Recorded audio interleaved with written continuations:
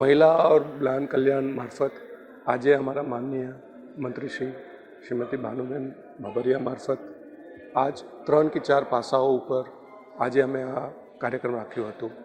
એક હતું કે આજે અમે પોષણ ઉડાન ખાસ કરીને જ્યારે આપણે સંક્રાંતિની વાત કરીએ છીએ અને એને આપણે એક ઉત્સવ અને સાથે અને ઉત્તરાયણમાં જે આપણે જુદા જુદા વાનગીઓ જે આપણે પારંપરિક રીતે આપણે જે લઈએ છીએ એ આપણા આંગણવાડીમાં જે આપણા માતાઓ બહેનો અને બાળકો સુધી પહોંચે, સાથે પતંગના મારફત એમના જે માનસિક વિકાસ થાય એ પતંગ બનાવે, એના ઉપર સૂત્રો લખે અને એના ઉપર એક ગેમ્સના મારફત એમને પોષણનું જે મેસેજ છે અમારા જે લાભાર્થીઓ છે એમને મળે, એના માટે આજે એક બહુ સારી પહેલ અમે પોષણ ઉડાન 2025 શરૂ કરી।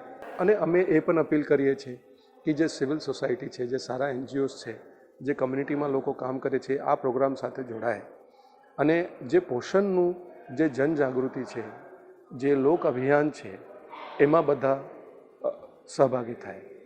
એક બીજો આજે અભિગમ લેવામાં આવ્યું છે જે આંગણવાડીઓ બનાવવા માટે બહુ જરૂરી છે।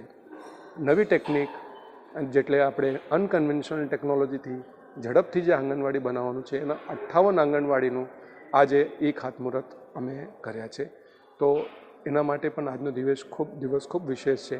આવનારા દિવસોમાં હજારોની સંખ્યામાં અમે આ આંગણવાડીઓ બનાવવા જઈ રહ્યા છીએ, પણ એનું શરૂઆત આજે અમે આ ખાતમુહૂર્તથી કરી ચૂક્યા છે માનનીય મંત્રીશ્રીના હસ્તક।